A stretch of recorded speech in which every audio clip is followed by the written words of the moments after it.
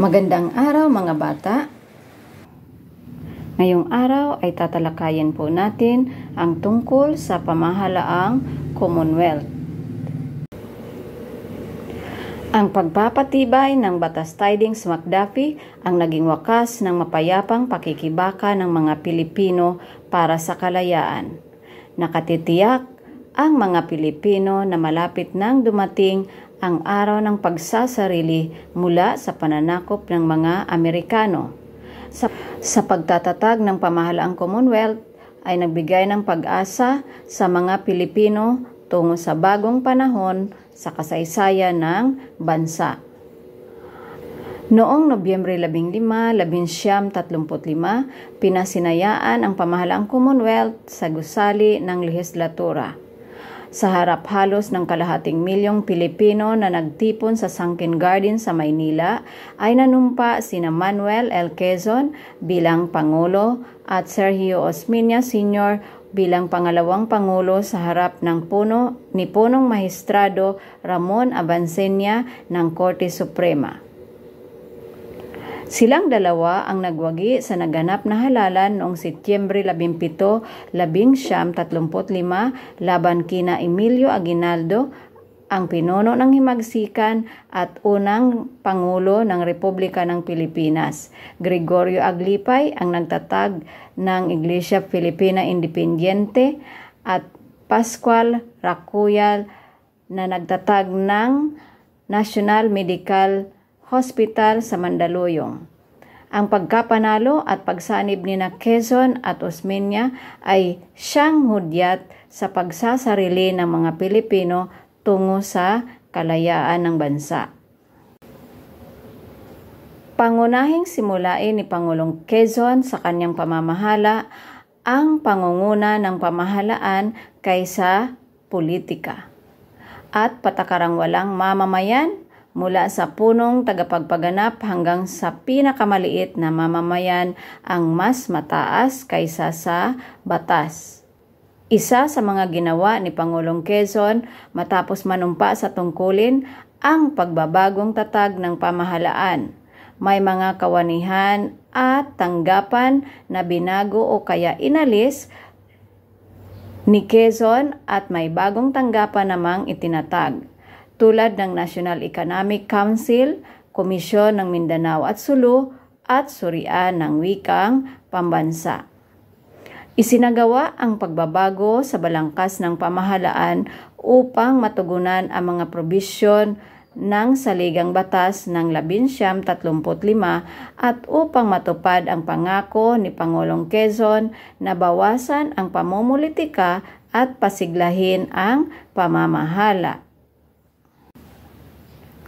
Narito po ang mga naisagawa ng pamahalaang Commonwealth tungo sa adhikaing pagsasarili. Sa ekonomiya, itinatag ang sanggunian ng pambansang kabuhayan upang tumugon sa suliraning pangkabuhayan.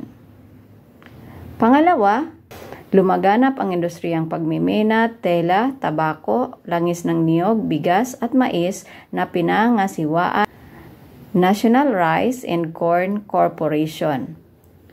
Napabuti rin ang supply ng kuryente at tubig.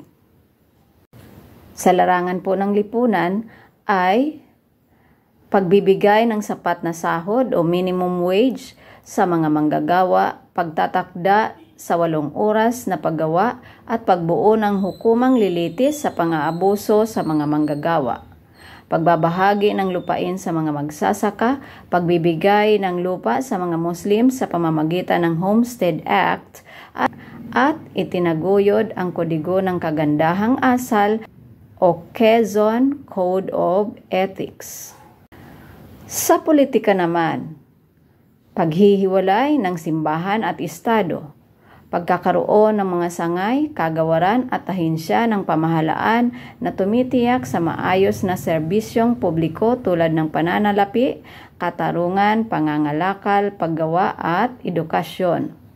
Sa kauna-unahan ding pagkakataon, nakaboto ang mga babae na dating gawain lamang ng mga lalaki.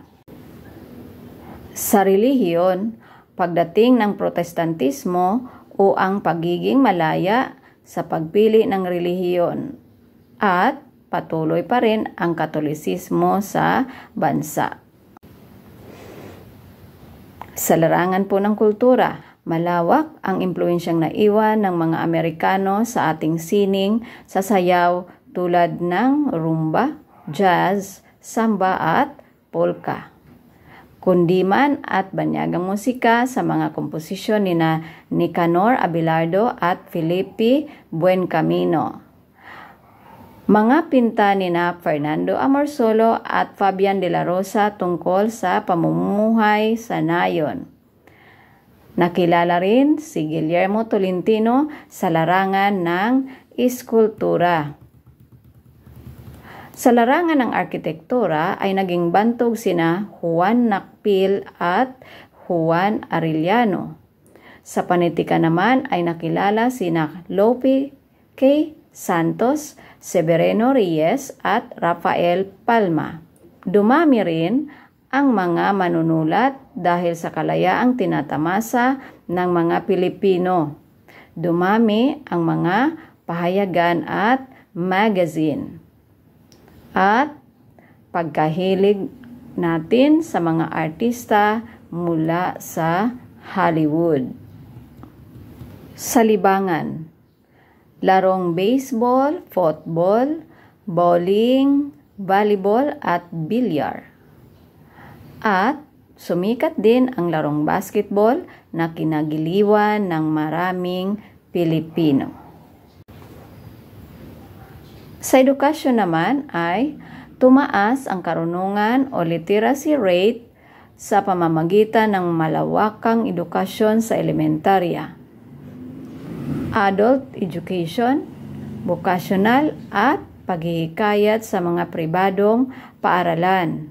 Sa ating wikang pambansa, naitatag ang Surian ng Wikang Pambansa noong Nobyembre 13, 1936 sa pamamagitan ng Batas Bilang 184 na nagsasagawa ng pag-aaral tungkol sa pambansang wika.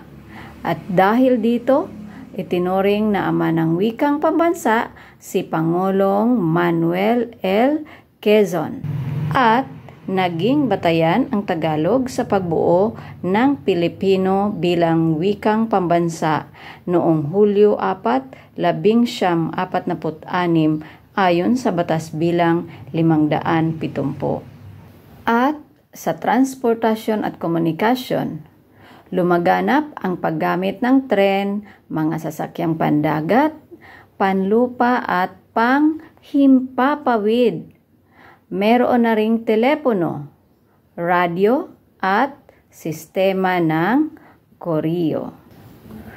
Totoong malawak at maraming nagawa ang pamahalaang Commonwealth, subalit nag-iwan din ito ng malalim na tatak sa ating kaisipan na kung tawagin ay colonial mentality o ang pagkahilig natin sa mga dayuhang produkto, lalo na ang tinatawag na stateside. Narito po ang dapat nating isaisip sa panahon ng Commonwealth. Pinasinayaan noong Nobyembre 15, 1935 ang pamahalaang Commonwealth sa pamumuno ni Manuel L. Quezon bilang Pangulo at Sergio Osmeña Sr. bilang pangalawang Pangulo ng Pilipinas. Maraming naisagawa ang pamahalaang Commonwealth sa larangan ng ekonomiya, lipunan, politika, relihiyon, kultura, libangan, edukasyon, tanggulang pambansa, wikang pambansa, transportasyon at komunikasyon. Lumaganap din ang kaisipang dayuhan o colonial mentality o kaya ang pagkahilig natin sa mga dayuhang produkto. Maraming salamat po at sana po ay may natutuhan kayo ngayong araw na ito sa ating aralin. Paalam mga bata!